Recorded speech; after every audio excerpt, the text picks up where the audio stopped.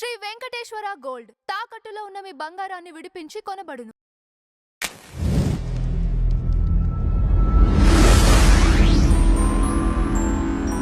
Okay, ఉందని అనుకుందాం. సరే, తాజ్మహల్ గురించి కూడా మీరు ప్రస్తావన చేశారు సార్.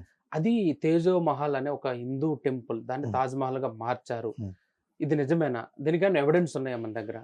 అది తేజో మహల్ అనే శివాలయమా కాదా అనేది కొద్దిసేపు మనం పక్కన పెడితే, ఒక Chinese traveller, I think Hiuen Tsang ఏదో పేరు ఉందండి, చైనీస్ ట్రావెలర్, ఎగ్జాక్ట్ గా తాజ్ మహల్ కట్టే ఆ టైంలో, ఇది నేను ఇంతకు ముందు కూడా ఇంటర్వ్యూలో చెప్పాను, తాజ్ స్టోరీ సినిమా రాకముందు కూడా నేను ఒక ఇంటర్వ్యూలో చెప్పాను, దీని గురించి నేను చెప్పాను. పిఎన్ ఓక్ అని ఒక ఆయన పుస్తకం రాశాడు, Taj Mahal is it really Muslim construction or Hindu temple అని చెప్పేసి. యాక్చువల్ గా చాలా మంది వ్యూవర్స్ నమ్ముతారని నమ్మరు కానీ, అరౌండ్ 2005-04 మనకు అప్పుడు యాహూ మెయిల్స్ ఇవి ఉన్నాయి కదా, ఆ టైంలోనే నేను చాలా మందితో ఆర్గ్యూ చేశాను ఈ విషయంలో. అంటే ఈ 7 వండర్స్ ఆఫ్ ద వరల్డ్ అని అంటారు కదా, ఈ 7 wonders of the world Taj Mahal ఎందుకు ఉంది? బేసికల్ గా అది ఒక శవం కోసం కట్టిన ఒక కట్టడం అని అంటారు. అది అప్పుడు కూడా చాలా మంది హిస్టారియన్స్ తోటి ఇవి వచ్చే ఇన్ఫర్మేషన్, తేజో మహల్ అనే టెంపుల్ అని 20-21 years గా ఇది జరుగుతుంది డిస్కషన్, ఇప్పుడు కాదు జరుగుతుంది. అంటే 90s లో ఆయన రాసిన పుస్తకంలో కూడా ఉంది. అప్పుడు కూడా నాకున్న ఒక డౌట్ ఏంటంటే, అసలు కోనార్క్ టెంపుల్లో సూర్యుడిని బట్టి ఆ డయల్ మారుతుంది కదా, అది కాదు ఉండాల్సింది 7 వండర్స్ ఆఫ్ ద వరల్డ్ లో. మీరు 7 వండర్స్ ఆఫ్ ద వరల్డ్ అని అక్కడెక్కడో పోయి ఎందుకు ఎతుకుతున్నారు?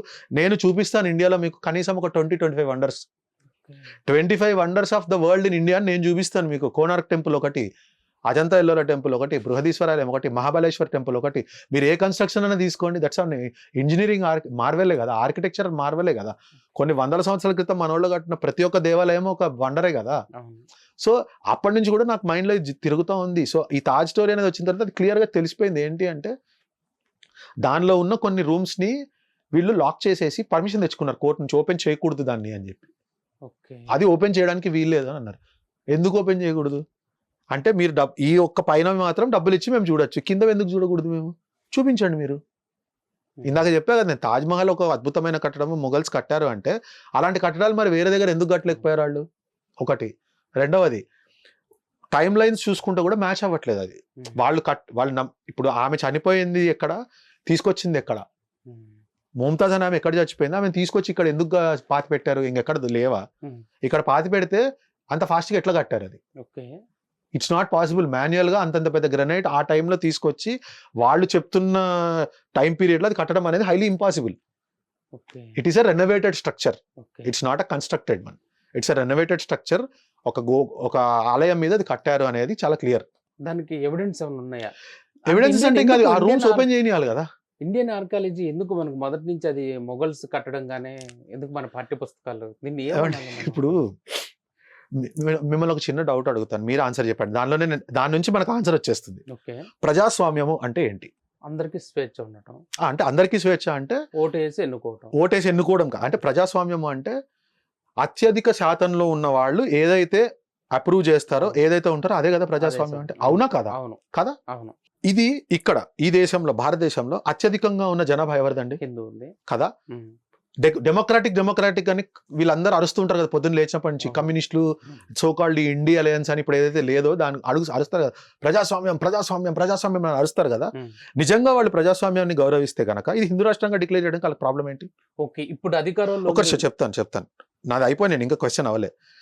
అయితే ఇది హిందూ రాష్ట్రంగా డిక్లేర్ చేయడానికి వాళ్ళకి ప్రాబ్లం ఏంటి కదా? 1947 August 14th మన విభజన జరిగింది ఆ రోజే కదా. పాకిస్తాన్ అనేది అది ఏర్పడిపోయింది, ఇక్కడ హిందుస్థాన్. మనం కాదు, పాకిస్తాన్ వాళ్ళు ఏమంటారు దీన్ని? హిందుస్థాన్ కో దఫ్నాయింగే, హిందుస్థాన్ అంటే ఏంటండి అర్థం? హిందువులు మెజారిటీ ఉండేవాళ్ళు. స్థానం అంటే ఏంటి? ఉన్న ప్రదేశం అంటే రాష్ట్రం, అంటే ఇది హిందూ రాష్ట్రం అనే కదా అర్థం. పాకిస్తాన్ వాళ్ళు యాక్సెప్ట్ చేసినప్పుడు వీళ్ళకేంటండి యాక్సెప్ట్ చేయడానికి హిందూ రాష్ట్రం అని చెప్పేసి కదా. ఒక మత ప్రాతిపదికన డివైడ్ చేసేసిన దేశంలో అయోధ్య అనేది రాముడు పుట్టిన ప్రదేశము, రాముడి గుడి అక్కడ ఉంది అనడానికి మనకు అది సంపాదించుకోవడానికి ఎంత టైం పట్టిందండి? 500 సంవత్సరాలు పట్టింది కదా. కాశీలో జ్ఞానవాపిలో శివలింగం ఉందని చెప్పి ప్రూవ్ చేశారు, అది మనకు రావడానికి ఎంత టైం పట్టిందండి? సుమారుగా అంతే టైం పట్టిందా? ఇప్పుడు మథురాలో నేను మొన్ననే వెళ్ళొచ్చాను, ఎంత దారుణం అంటే ఆనుకొని లిటరల్గా కృష్ణుడి జన్మస్థలం ఏదైతే ఉందో అక్కడ ఆనుకొని ఒక మసీద్ కట్టారు. దాని గురించి కూడా ఇప్పుడు కోర్టులో తీర్పు నడుస్తుంది. అంటే మెజారిటీగా ఉన్న హిందువుల టెంపుల్స్కు మాది అని చెప్పుకోవడానికి మనం కోర్టుకి వెళ్ళాలా? ఇవ్వచ్చుగా వాళ్ళు. హిందూ ముస్లిం భాయ్ భాయ్ భాయ్ భాయ్ భాయ్ భాయ్ అని పొద్దున్నుంచి అన్నప్పుడు ఓకే భాయ్ మనం అందరం కలిసి ఉండాలి, ఇది సెక్యులర్ దేశం అని అన్నారా? రైట్, ఇది సెక్యులర్ దేశం. రైట్, సెక్యులర్ దేశం అంటే అర్థం ఏంటండి? నేను నిన్ను ఎట్లా గౌరవిస్తానో నువ్వు నన్ను అట్లే గౌరవించాలి కదా. నేను నిన్ను మస్జిద్లు కడుతున్నప్పుడు ఏం గొడవ పెట్టుకోవట్లేదు.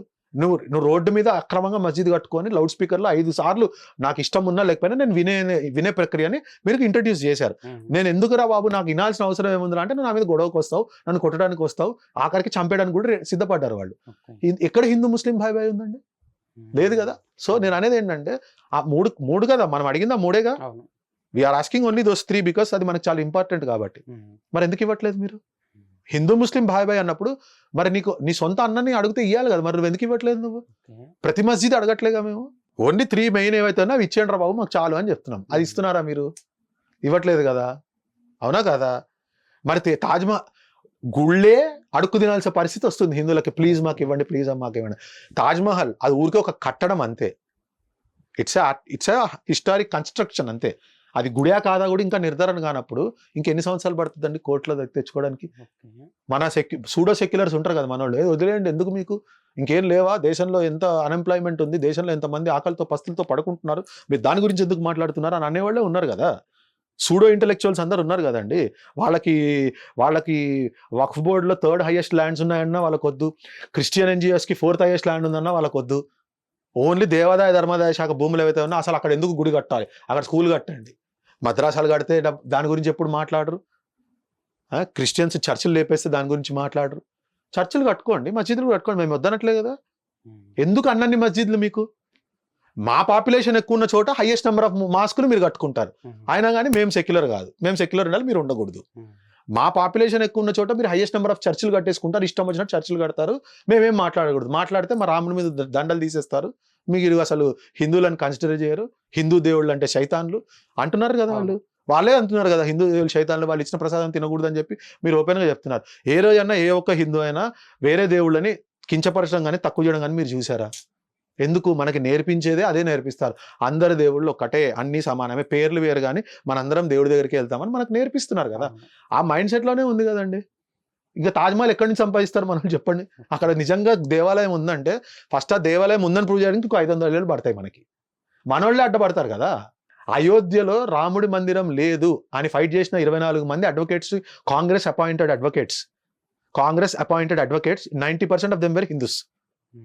అఫ్జల్ గురుని సంపద్దు అని చెప్పి లేకపోతే కసబ్ గారిని సంపద్దు అని చెప్పేసి కేసు వాదించిన వాళ్ళు హిందువులే. ఇంకెక్కడి నుంచి మనము ఇది హిందూ రాష్ట్రంగా మనం డిక్లేర్ చేసినా కూడా మనం బాగుంటాము?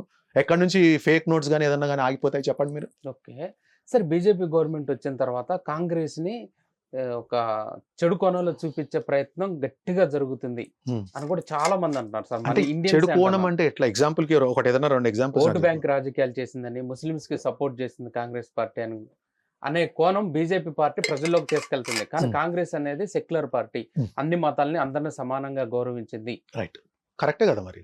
కానీ బీజేపీ దాని మీద ఇలా చెడు ప్రచారం జరుగుతుందని. అవును, నిజమే, ఓకే, కరెక్ట్.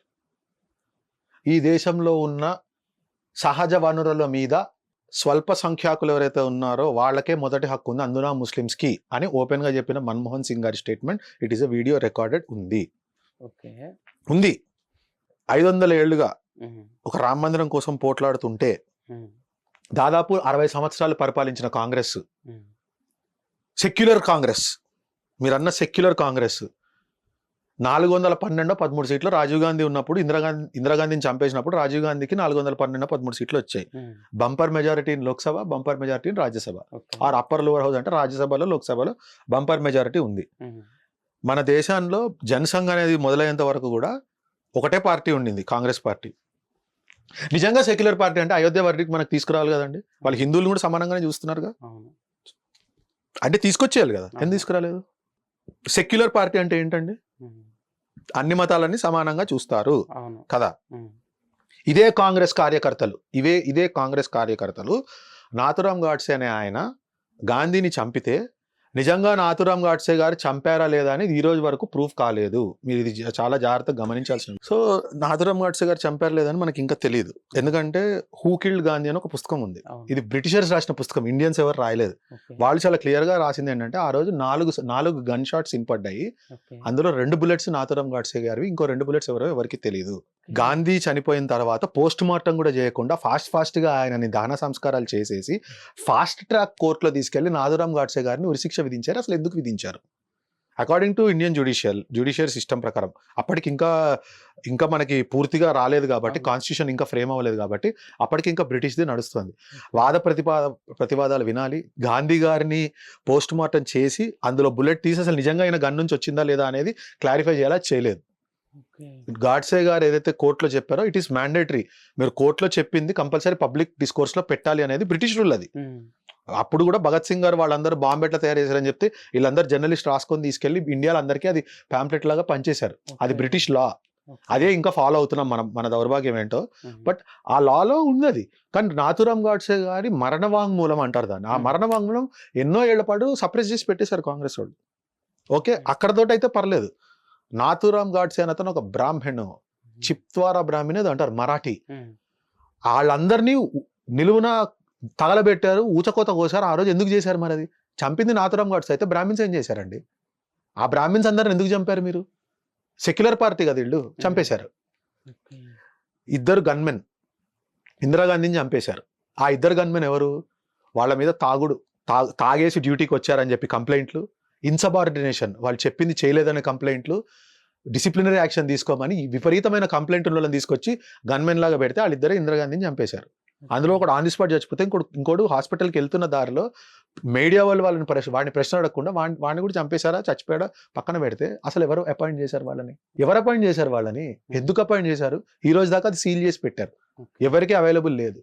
అప్పుడు సిక్కులని చాలా దారుణంగా నడి రోడ్డు మీద ఢిల్లీలో 144 సెక్షన్ విధించి సిక్కు లేడీస్ ని రేప్ చేసి జెంట్స్ అందరినీ పెట్రోల్ పోసి తగలబెట్టారు కాంగ్రెస్ కార్యకర్తలు. ఆన్ రికార్డ్ ఉంది ఇది. కాంగ్రెస్ కార్యకర్తలే చేశారు. మరి వాళ్ళు ఎక్కడి నుంచి సెక్యులర్ పార్టీ అండి? వాళ్ళు ఎక్కడి నుంచి సెక్యులర్ పార్టీ? హమ్దో హమారే దో అని ఉందా?